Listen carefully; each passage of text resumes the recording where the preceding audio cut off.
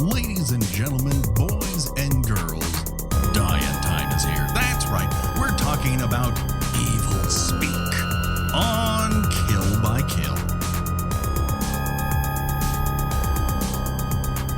Well, greetings and salutations, Internet. It's your old pal, Patrick Hamilton, coming to you once again from West Andover Military Academy and Basement Full of Evil. This is the Kill by Kill podcast, where we are dedicated to celebrating the least discussed component of any horror film, the characters. And we're going to unpack all the goriest of details of 1981's Evilspeak in the hopes that a young cadet's untimely end is just the beginning of the jokes that we might make at their expense.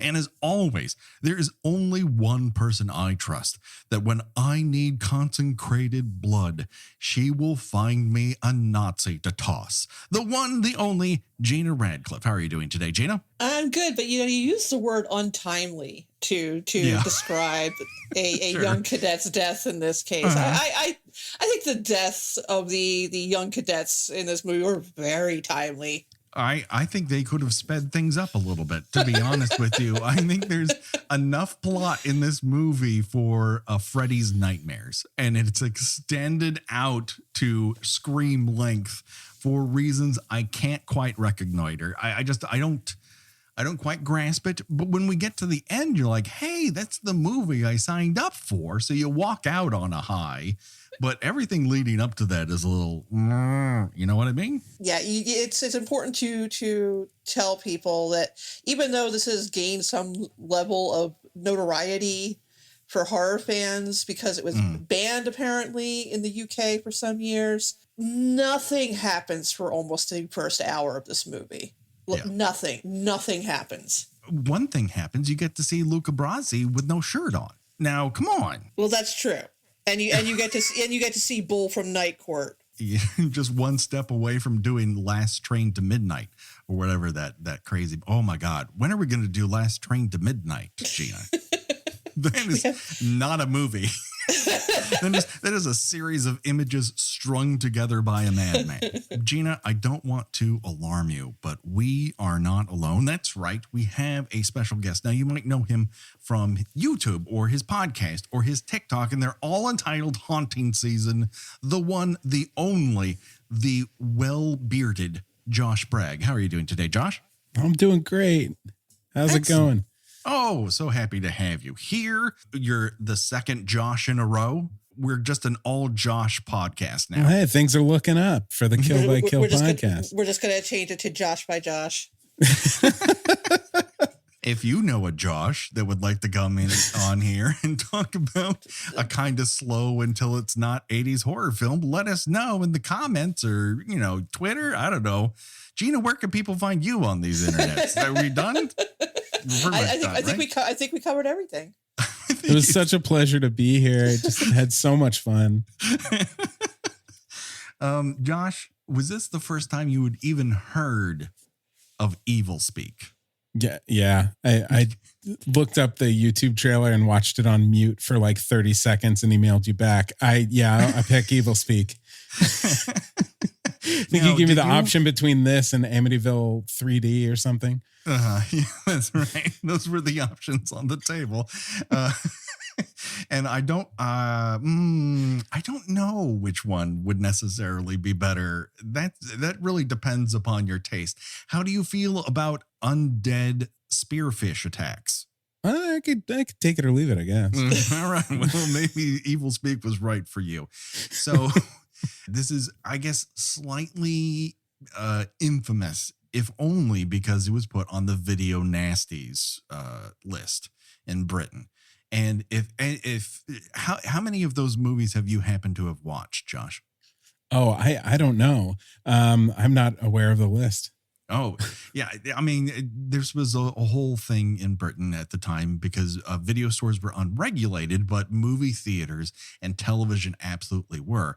So video stores were making a lot of money on horror movies, and they would rent them to anybody. So, of course, every kid was like, fuck yeah, I want to watch something like Evilspeak, where a naked lady gets eaten to death by hogs. That sounds awesome. Now, there's some great movies on there, and there's some terrible ones. Never watch Mardi Gras Massacre, ever. even on a dare, don't watch it. It's not worth your time. It's not worth your attention. All the deaths are the same every single time. And the only thing revolutionary about it is a cop takes a prostitute to dinner. So that was the level of awesomeness on the Video Nasties thing. I mean, I think the first time I heard about it was on the Young Ones show. There was a punk band that had a song about Video Nasties. And I was like, what the fuck is that? Probably the biggest, most well-known movie on the list is probably Evil Dead, the first Yes. Evil Dead movie. Yeah. And, you know, a lot of it was like gore or graphic portrayals of death, or you had something illegal. Like, I think some of this was Satanism, but I think also some of it was like getting your head split open by a sword. Like, I'm not sure why Evilspeak rose to the list of like, oh my God, we can't have people watch this, but it elevated it in the minds of some horror fans. Like, oh, well, if it's on that list, it must be like incredible. And then you watch it and it's kind of like, is this like a Mad Magazine sketch? Like, when are we getting to the horror of this? The horror is what it's like to be in high school when it comes across. Oh my God. It's like, you know, what if Carrie, but everybody in every single character is a fucking asshole. Yeah, I had the same connection. It's very much Carrie of like just punishing high school moments and then a big finish. Yeah, it's Carrie meets The Omen 2, because it's a military academy, meets Mad Magazine because they were very into military academies for some fucking reason. Yeah, or Malcolm in the Middle. Yeah, right. Another thing born of Mad Magazine. And then it's also anchored by the performance of Clint Howard.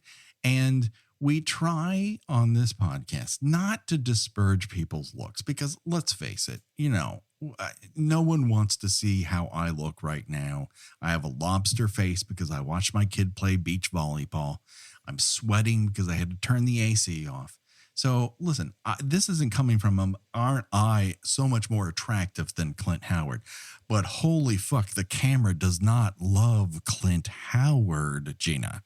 No, there's a reason why he is predominantly been given, you know, walk-on roles or supporting roles or sitting in the background roles. Would it surprise you, Gina, that while this production was very amped to have him in the lead role, there was one place that they drew the line, and that they would not pay for his toupee.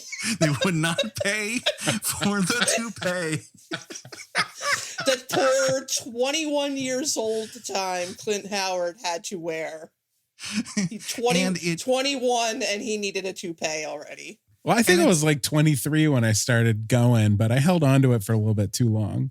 Well, I mean, here's the thing. Like, it's not that he's a bad looking bald man, but to be bald in high school, which this is essentially what is supposed to be. Although everyone looks like they're 27 going on 58th grade in this motion picture. Yeah, I couldn't tell how old anybody was supposed to be in this.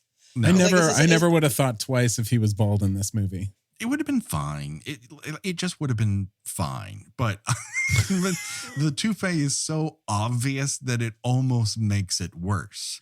But, oh my God.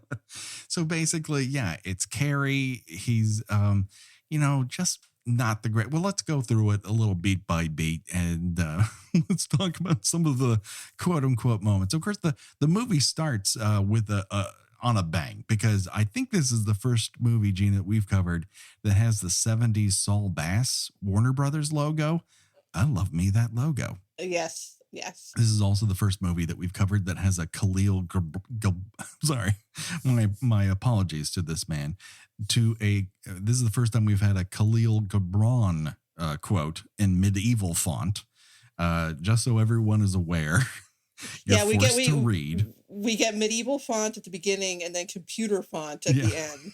It's because we've entered Evilspeak 2.0 at that point. Josh, when you were growing up, was your computer already have Evilspeak native built into it, or did you have to add that after the fact? No, it was on a floppy disk, and the only way to save was to swap floppy disks and have it just have your curse hang in the RAM. I like that. Here's the quote. And Satan said to man of God, what would you do tomorrow if you allowed me to die today? What vocation would you pursue if my name disappeared? What the fuck does this mean, It's Gina? not a great quote. This is not a great quote. This is not a cool quote where I'm like, oh my God, shit's about to go off here, everyone. It's kind of like, can someone parse this for me? Can someone run this past dictionary.com? Like, what is going on? This makes a terrible wood panel in my mom's house. Well, like the cut that I must say I watched this on YouTube, and it was not a good copy, and I could not read most of the text. So at the end, I was pretty sure that it said that he was the only survivor of the fire at the Aardvark Academy.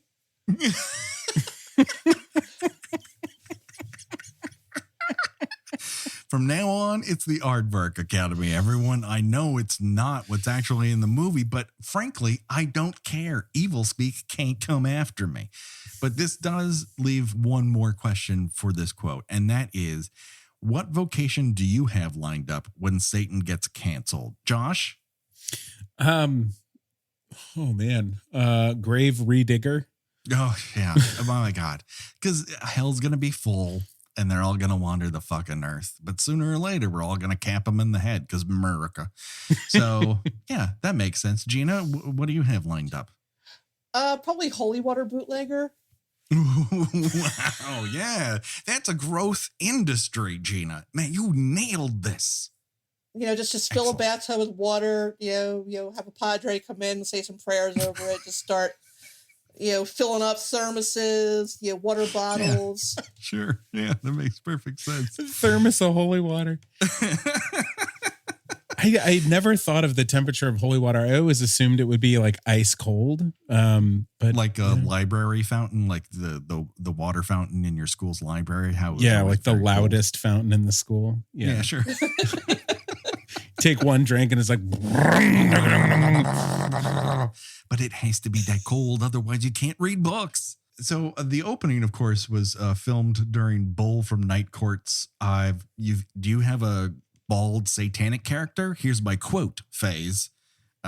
He's just has an endless amount of these particular roles for whatever reason. Here he's playing Father Lorenzo Esteban.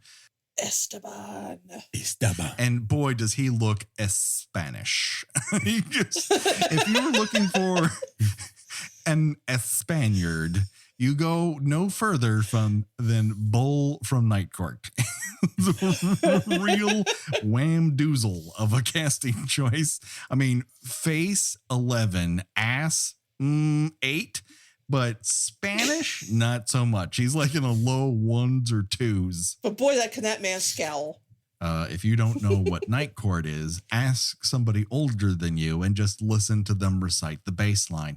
So this opening was basically filmed in the same spot that the Call the Corner scene in The Craft was. So it's like a rights reserved section of Malibu, California. And this is supposed to stand in for Spain. But it doesn't come off that way. If they're not able to pay for a decent toupee for Clint Howard, you think they're doing on location shooting? They didn't have money to go across the pond and film this in Ibiza during the dance season. You spent all their money on beheadings. Yeah. So after he's kicked out of the Roman Catholic Church, because that's how far he's gone, he basically slinks back to his legion of followers, which are basically a small group of raucous soccer fans and one half-naked chick. And they're all chanting what I think is succotash. I'm not sure. I couldn't pick up on it.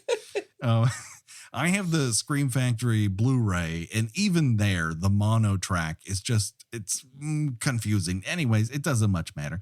He decapitates a lady, and that's Evilspeak in a nutshell. That's the level of what we're working with. And then you have 50 minutes of nothing, and then things get cool again. Right. Well, there was a nice transition. You know, the head flies through the air, then you cut to a soccer ball flying through the air. It's very artsy. That's very true. That is an excellent match cut. You're right. Evilspeak, 13 out of 10. It's a top recommend. You got to watch that match cut. It's all up from there, baby. Yeah, rivals 2001 Space Odyssey. Enter Stanley Coopersmith, the common Dorcas Malorcas of the era's teen film output. He looks like a plastic alien that you squeeze and his eyes pop out. It's pretty much the accurate thing. He has one expression. That expression is agitated. Yeah. Or slightly confused, but still agitated. I would also put that. Yeah, perplexed. He plays this film in a really brave space, and that's called sweaty. He's sweaty from the minute it starts to the minute it ends. It doesn't matter if people are on fire or he's just asking a secretary for a book he left behind. He's sweaty. Oh my God, he's so sweaty. Oh. So if you're wondering, but Patrick, where are we? Well, welcome to the West Andover Military School for kids who want to bully good and want to be raging dicks too. Stanley is actively hated by everyone. And I guess the deep state has mandated that he be in the starting lineup of the soccer team. And that's the main conflict of the movie. Whether he should be in the starting lineup of the soccer team for 2 out of 4 quarters. And I might remind you, soccer doesn't have quarters. Well, you're not mentioning that it's not just the students that hate him. Right. The staff hates him too for some reason. And the only reason anybody can come up with is that A, he's an orphan. Well, that's egregious. Gina, you know what it's like with orphans, that I don't have my parents this and my parents died in a tragedy that. They're always flaunting that. And B, he's kind of a little bit of a doofus. but you know, there's this one scene where like the secretary hates him, the principal hates him, the teachers all hate him. Yeah. The coach hates him. There's a scene where he is given a spanking, and the secretary's like, "Oh yeah," and she loves it. She's like, "What is this? What is wrong with all turned these?" on by the idea of bending over. Think about this for a second. Like, oh my God. What turns me on, what really grinds my gears is Clint Howard taking a smack in the ass. That is a specific kink. He is. I don't know why he is forced to go to this school. Like, I don't know who put him there. Because he's they have a line about that. He's they take on certain cases like him as a charity or welfare, they say. Yes. Yeah, they're like grifting off the state because they're so financially strapped. That's why they're trying to get that senator's wife to get all turned on by the priest and give them money. That is a subplot that goes nowhere, everyone. It's literally just there for expository. I really just wish they just stuck with him, like cutting people in half with a big sword. Yeah, I agree. Because like after like the 4th time of him getting circled by these 37-year-old bullies and pushed around, right. I was like actively looking at my watch and like, okay, when is this going to be, getting to the good parts? I was trying to make a list of all the reasons why these people might hate him, and I came up with he plays soccer like a rag doll, but other than that, I can't figure anything else out. I think he's also very sweaty. He's very sweaty, but every single shot of him playing soccer is him rolling as if he had just fallen out of the air. But it also doesn't help that he's constantly being thrown to the ground by Donna's dad from that 70s show. Like, he would play soccer better if he, I don't know, played soccer instead of kicking this kid's ass on the ground. Like, he totally fucking gives up that goal because he's so revved up by the idea that he's got to like punch Clint Howard in the gut. Like, what the fuck are you doing, man? Yeah, these aren't cool guys beating him up either. They're total losers. And for those of you wondering, yes, Donna's dad from that 70s show, Don Stark, is in this. And if you were one of those people who was complaining about how Ben Platt is far too old to be in the movie version of Dear Evan Hansen, please look at Don Stark in this movie. He looks like the finance guy at an underfunded Toyota dealership. He does not look like a teenager at all. I mean, it's, none of them do.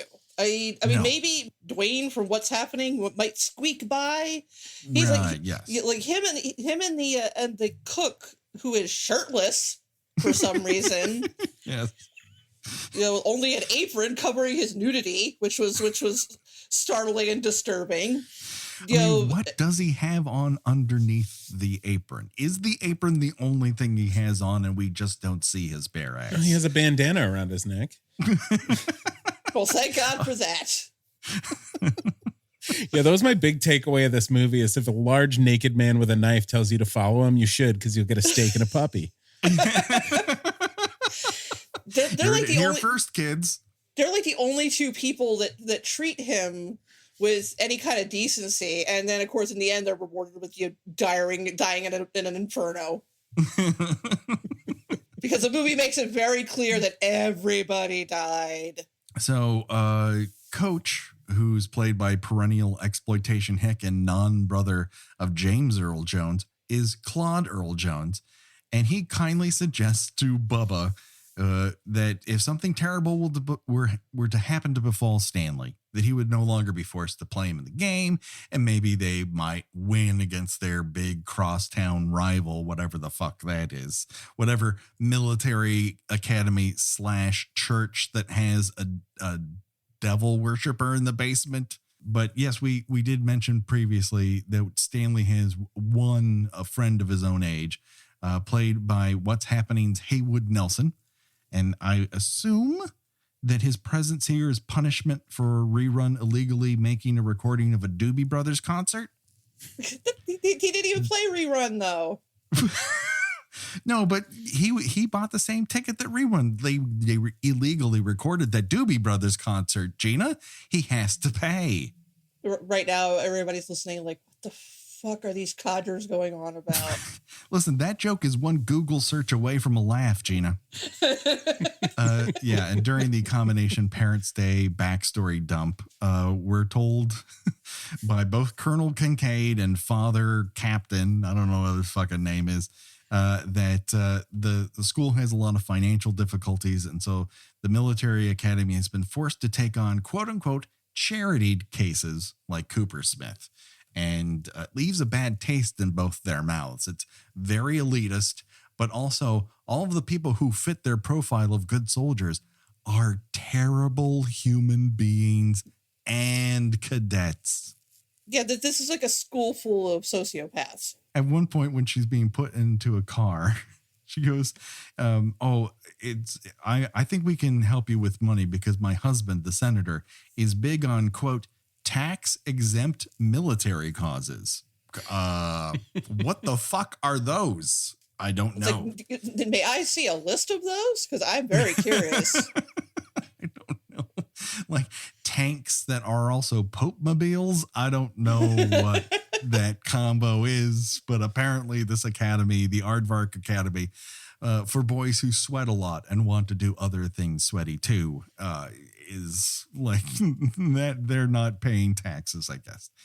So for a litany of reasons, because he's constantly in trouble, Cooper Smith wanders down into a basement because why the fuck not? He's supposed to clean it. And he's confronted by the gruff Sarge.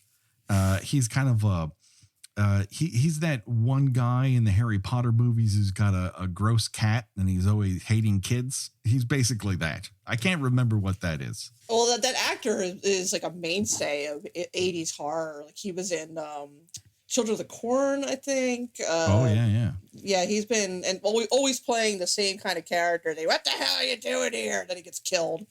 Yeah, he's in Predator as well. I think he sends them on the mission. He showed up a bunch in Friday the 13th, the series as well. He was in Red-Headed Stranger. Sure. Okay. Why not? I thought his entrance was brilliant. He sprints out of the darkness, grabs Cooper Schmidt by the, reins or whatever, and he's being lit only by a flashlight, and so he walks him into the light so he's got better light. It's filmmaking at its peak, really. It was all downhill from here for film. He's just like living in this basement, apparently. Yes.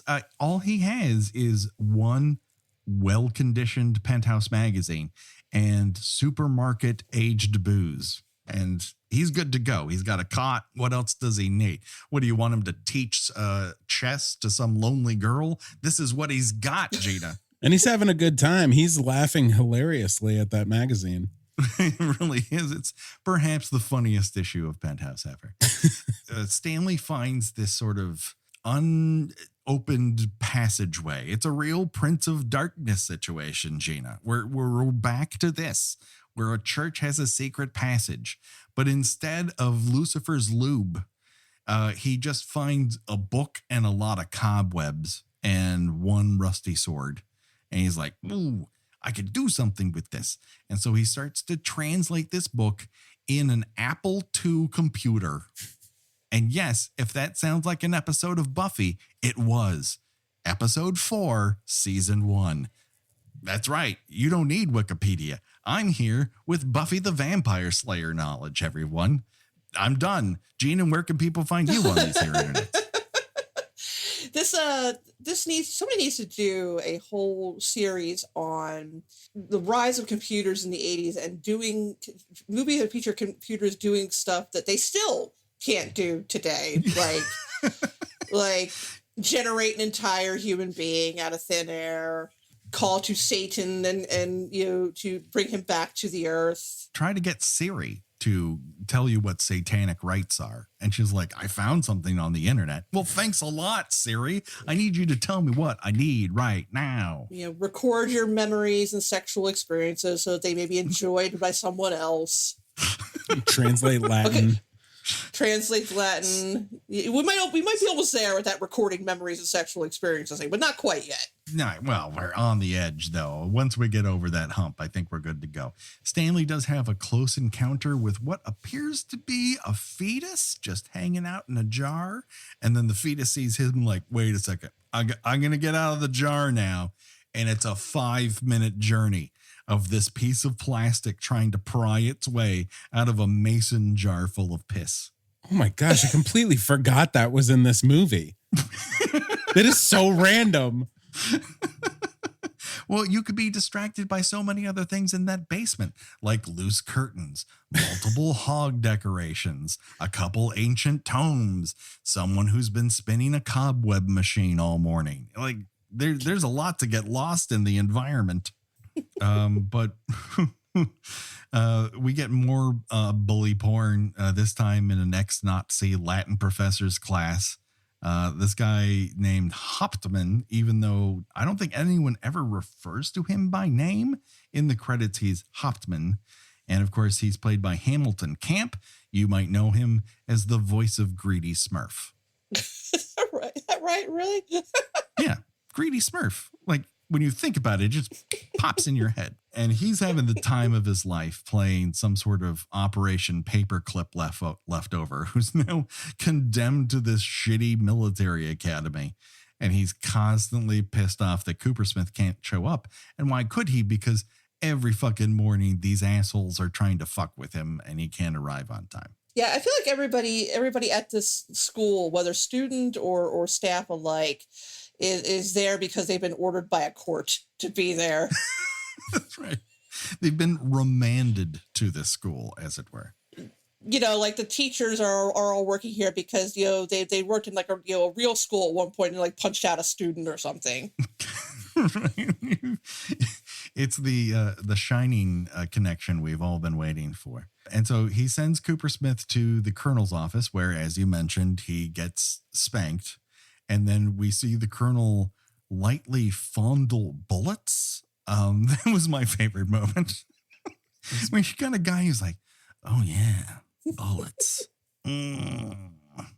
But we're also introduced to Miss Friedmeier, played by Lynn Hancock, who didn't have much of a movie career beyond this, but she plays a pretty pivotal character here that asks a groundbreaking question. What if a secretary were hot? That's it.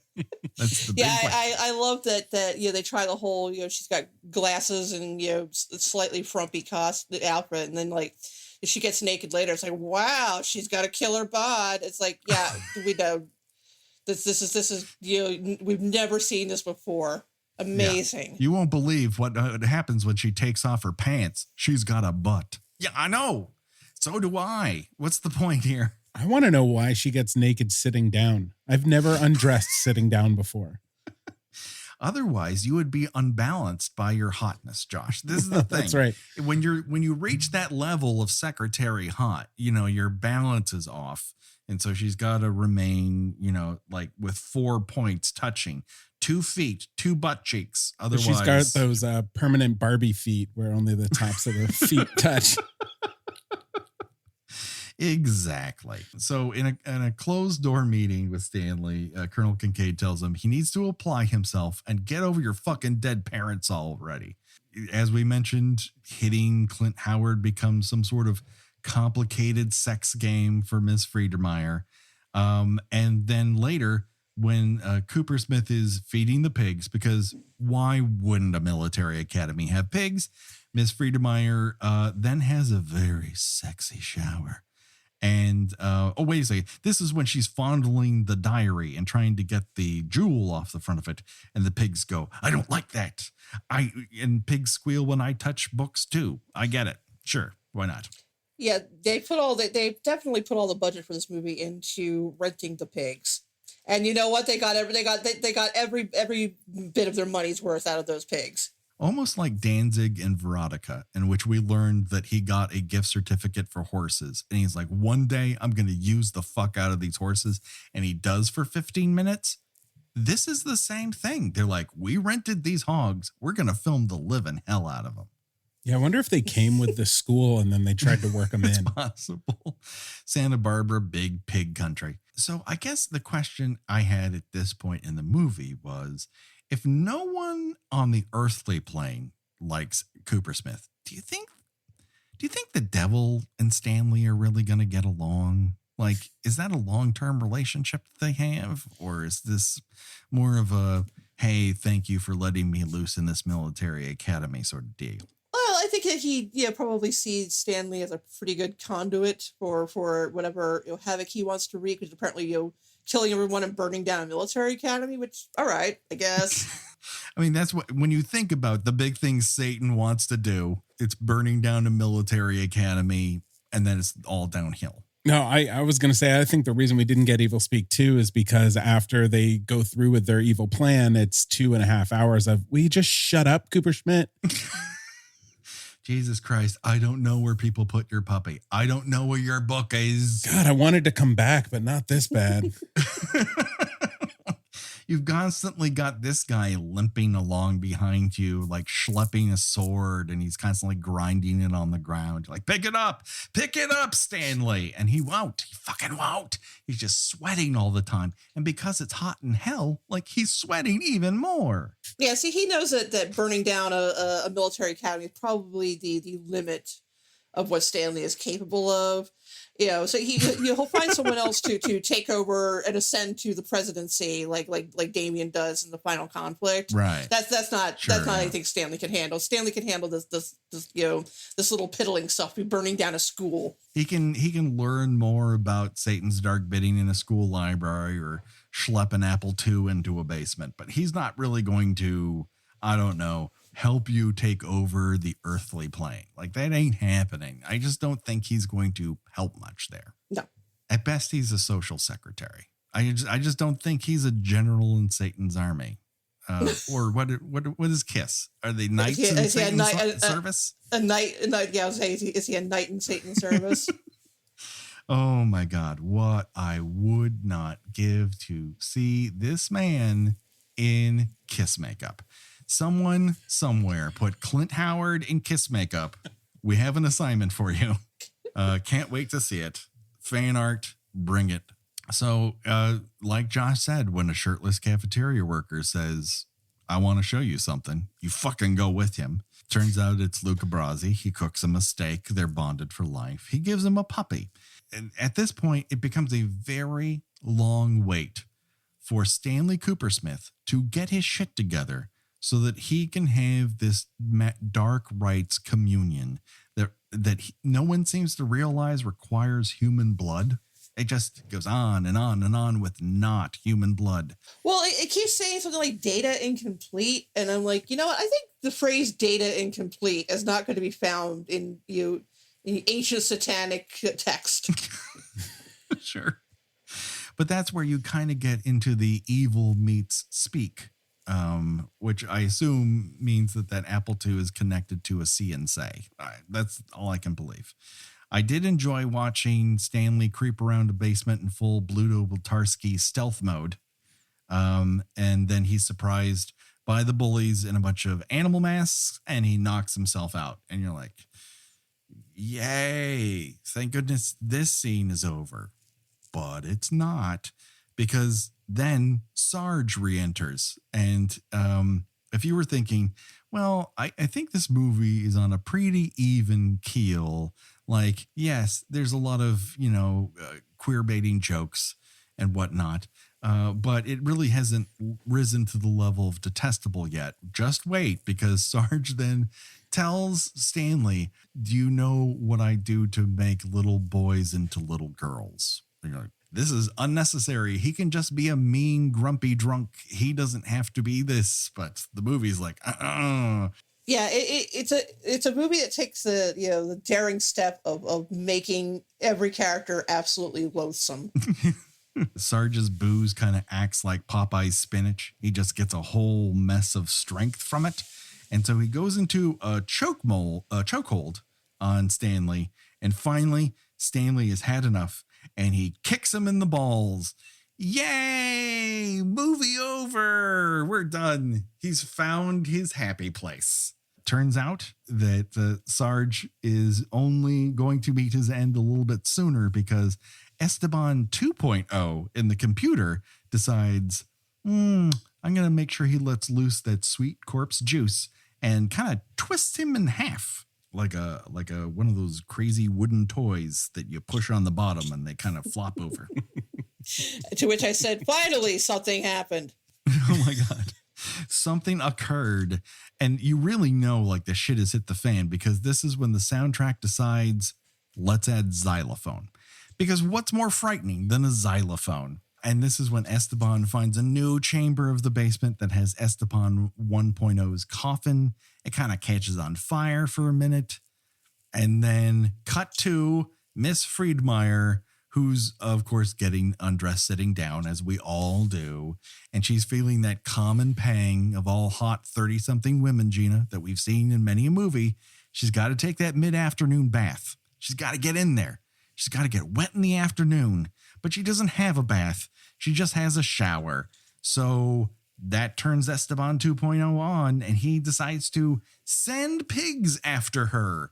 So if you were looking for a movie with a naked woman getting eaten by pigs, Evilspeak, it's available for you. And they really go for the guts too. Yeah. No, they love all the succulent meats. They just let themselves right into her house. Yeah, they learn how to operate a door somehow. Yeah, where did they enter her house from? When did Esteban 2.0 open the door for them, or did they spider pig their way in through a second story window? Is she living off campus or on? All these questions are left unanswered. We just see a naked woman getting eaten by pigs.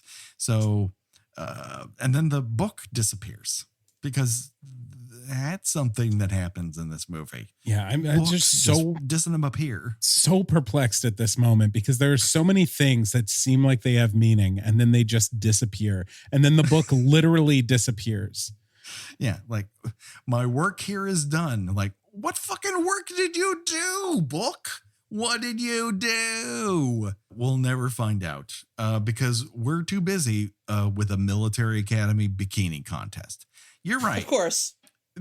Yeah, that's something that military academies do. They always have bikini contests. I wish my high school had a bikini contest because I too am a terrible person. If I'm being honest, Gina, I was a little underwhelmed with who was picked for Miss Heavy Artillery because they just skipped right past all the talent competition. And there was a whole juggling act that one blonde was doing.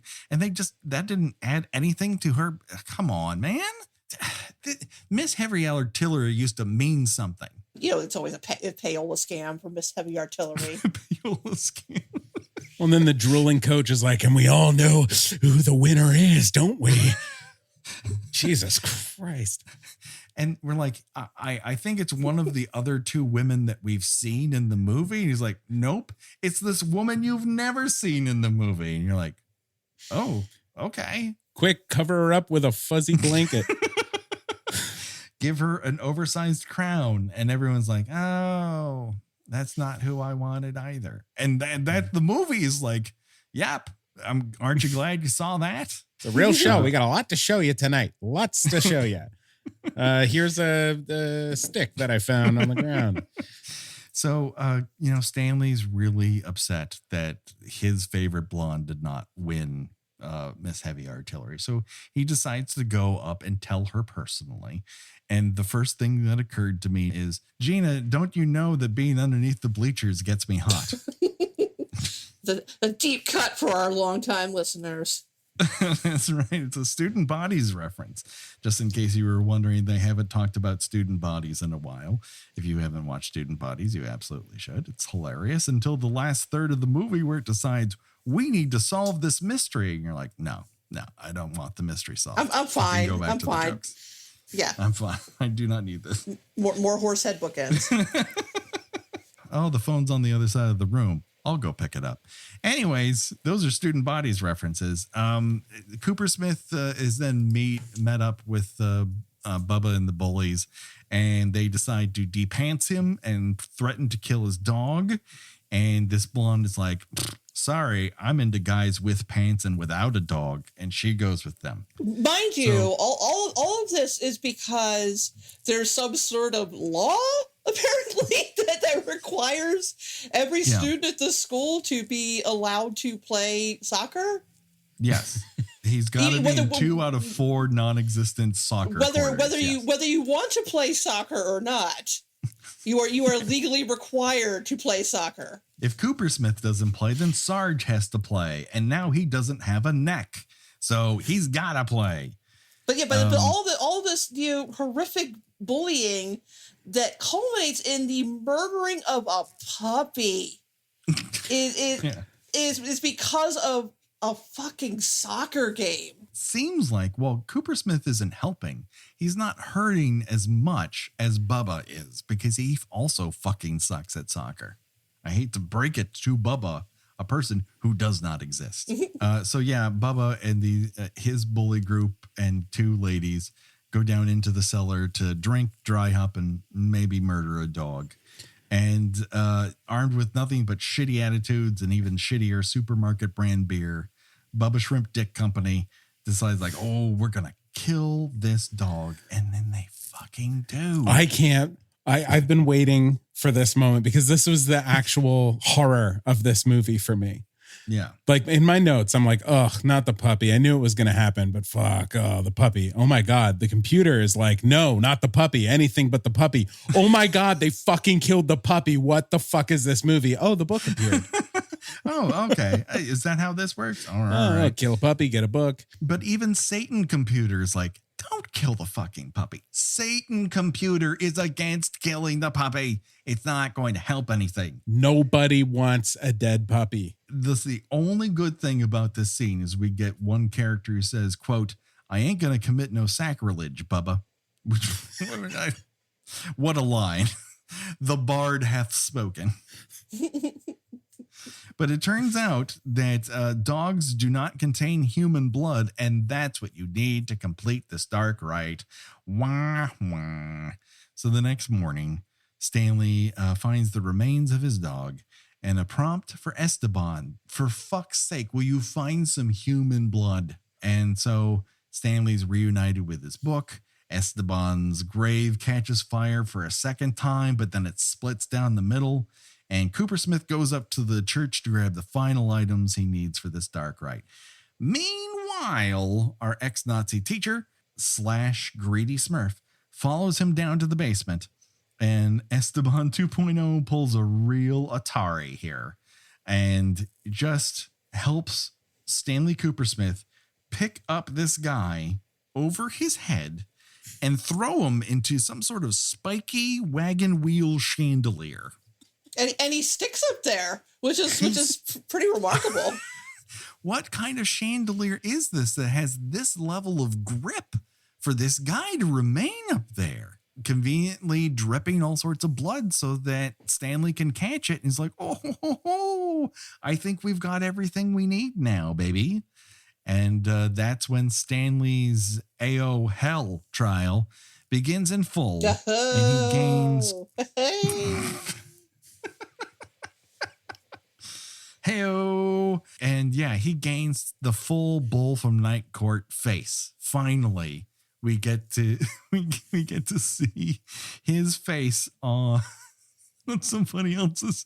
It's just Clint Howard's there, and then Richard Mole is thrown onto his face like he's in the Haunted Mansion. The effects are just so good. You know, the one thing that I was actually very impressed with were the computer graphics of the satanic like graphic design stuff that was going on.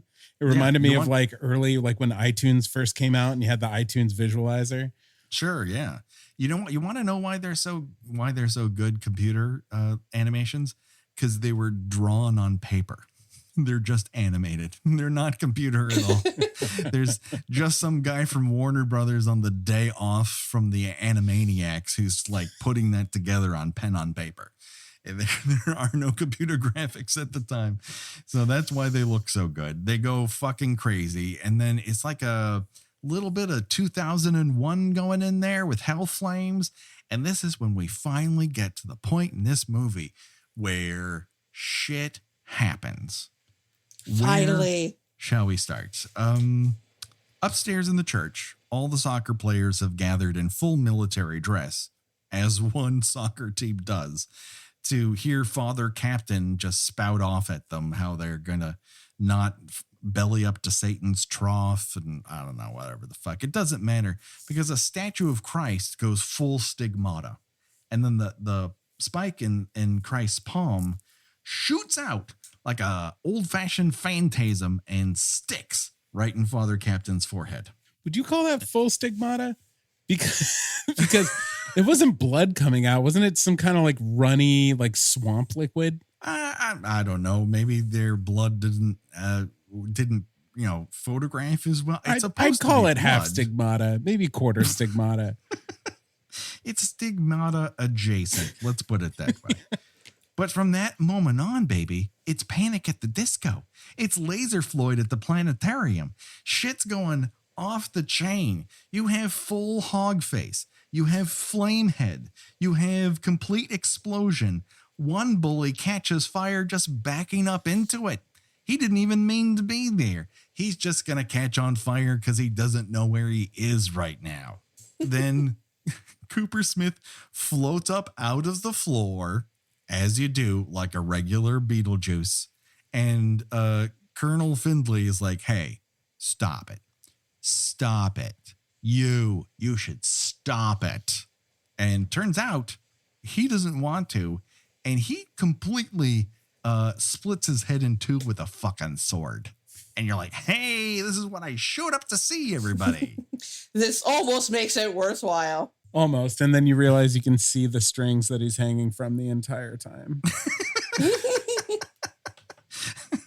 No. Wait a second. Whoa.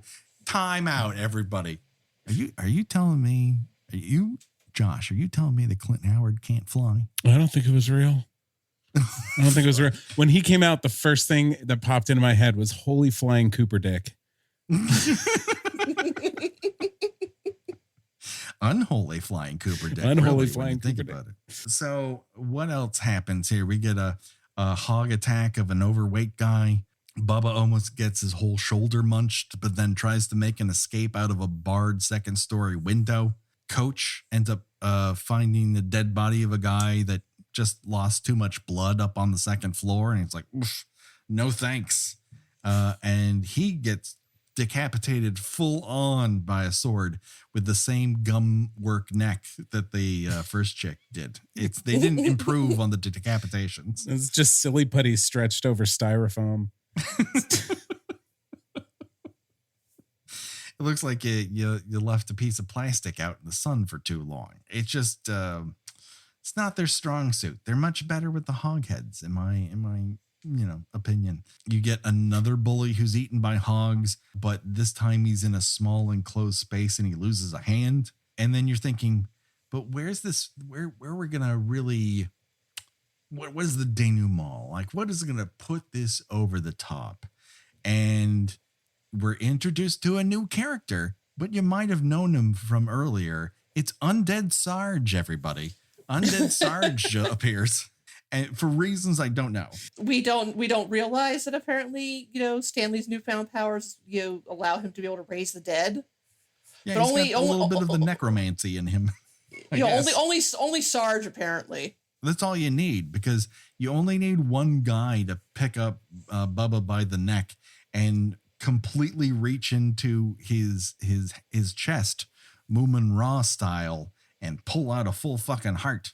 In Mortal Kombat, when are we getting Undead Sarge? That's my big question. Sarge walks again, rated R. And then the movie just kind of like goes, you had enough, right? Okay. And then text appears on screen. When they drop a giant exploding cross, that's the big final moment. The cross explodes because it's full of gasoline or something. Well, where do you store your gasoline, Josh? I store it in a giant wooden cross because that way my car runs more holy. You get some nonsense about how he's the only survivor of the fire at Aardvark Academy, and and now he's in a psychiatric hospital in a complete state of catatonia. It's like, oh, how convenient. Oh, shoot. I had so much to talk with him about, but I guess I can't. And then the movie just decides to throw up some computer images, and you see the best part. Predator Vision version of Clint Howard. Yeah. I love it so much. I really tried to find a GIF of that to post on Twitter before we did this, and I came up with nothing. I was so disappointed. If someone can create a version of that and with the title Undead Flying Cooper Dick, like, we will put it on the t-shirt store. Like, that is a fucking t-shirt. With the audacity to set up a sequel. That's what I love about this. Really, the audacity to set up a sequel. Pull some James Bond will return in Goldfinger.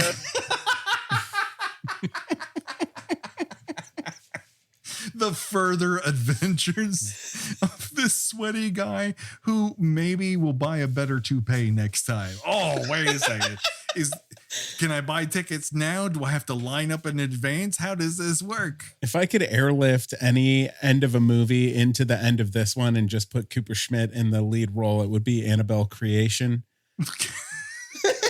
It just cuts to him in an orphanage playing with a little doll. He's like, hi, my name's Steven. Oh my God. When are they putting Cooper Dick into the Conjuring universe? This is what we need to put it over the top. Put him and the nun together. They'd be great. And Lorraine Warren have his Apple II computer in their house, their little storage room of evil things. Wait a second. You're telling me that this Apple II computer is kind of connected to Satan? And she's like, yeah, it is. That's why we put it behind these velvet ropes so you can't touch it unless you reach really far. Why don't they have a you store it? Anyways, we're not talking about The Conjuring anymore. We did it. But before we move on, is there any other component of Evilspeak that we have not discussed? I mean, the silence speaks. We kind of talked about Haywood Nelson, right? Kowalski. Yeah, a little bit. I mean, he's He's called Kowalski, for crying out loud. No, which doesn't fit at all. An hour in, I wrote, "Holy crap, the black kid has a name," because I can read it on his shirt, not because they told you what his name is. And then they dubbed over some of his lines, which I couldn't figure out why. Yeah. No, it's very strange. And then he just disappears because I don't think he's in the church. They never show him. He didn't get killed because he's a good soul. Oh, maybe. I don't know. But if Cooper Smith is the last survivor, what did happen to Kowalski? Did he just die by smoke inhalation from the giant gas cross falling to the ground? I don't know. Maybe he was eaten by hogs off screen. Such is life. But before we go, there is one dark rite that we must complete, and that is choose your own death venture. And that is where we decide, of the many deaths portrayed in Evilspeak, if you were forced to die that way, which death would you choose and why? Starting with neck snapped by evil Bluetooth, or eaten by hogs in the shower, speared on a chandelier, nailed by Christ, burned alive, divided head by sword syndrome, hog attack again, but this time in a burning church, decapitation, and just flames, basically. So, Josh. And heart ripped out. Don't forget about heart ripped out. Oh, that's right. Heart ripped out by an undead janitor. So, Josh, as our guest, I turn to you to go first. Oh, good. Oh, man. I think probably the spike to the head. It looked like it was the quickest. And then you get that great expression on your face. Like everybody else just kind of like melts or their face is gone, but at least you have your face. You can do open casket. You just keep the spike in. Sure. No, you put some makeup over that. Yeah. Some silly putty. Yeah. It's a religious symbol. It's, You have a great collection of hats. They would put you in a hat, I think. Yeah. Yeah. There we go. It wouldn't seem out of place for you. They're like, hey, there's a guy with a great beard and he's known for his hats. They'll never know that it was there. Now, you'll also have to wear a military jacket over your priest flock. Are you okay with that? No, I do run warm. All right, I'll go with head splitting. You know what? It's going to be hot there too, but at least it's over with fast. Gina, what say you? God, I don't know. I don't want anything in common with any of these characters. They're all just absolutely terrible people who are undoubtedly burning in hell as we speak. Yes, they deserve to go there. Yeah. But I guess I would take the spike to the head too, again, because it is probably the quickest. Sure. The easiest on the coroner. They just pull that thing out of my head. Fill it in with some putty, and we're good to go. And you currently have bangs, right? I do. So that's perfect. Yeah, that's easy. That's an easy fix for the mortician. So it's a big consideration. I think out of all of these, I'm going with getting my heart ripped out, just because I like being closer to Sarge. He seems to have a way about him, and I don't know. Undead sergeants turn me on. What can I say? They get me hot. It's another Student Bodies reference, everyone. No, okay. That's a better story anyway. How did he die? Well, he got his heart ripped out by a janitor. Oh, that's unsanitary. The janitor was walking backwards too. It's a whole fucking thing. So before we go, Josh, where can people find and hear and listen more from you? Oh, yeah. I got a couple different properties. They're all called Haunting Season. On TikTok, I do horror movie reviews, folklore, urban legends. On YouTube, I tell my own scary stories that I write from scratch. And on my podcast, I'm still kind of trying to figure that out. Doing kind of a mix of a bunch of things, but it's longer form content, kind of like this. Oh, excellent. Check it out. And I can't recommend your TikTok enough. I think what you're doing on there is super fun. And I think you're great on it. Well, thanks. I'm having a great time doing it. Excellent. Gina, where can people find you on these here internets? I write about music, movies, and television at thespool.net. So my recent reviews, I did Werewolves Within, which is excellent. You should all watch it right now if you have not seen it yet. And I will also, by the time this goes live, be covering the Shudder film Sun. So look out for that. And I am on Twitter under Porcelain72. do it today, people. Check it out. Of course, you can find us on all the social medias at Kill by Kill Pod.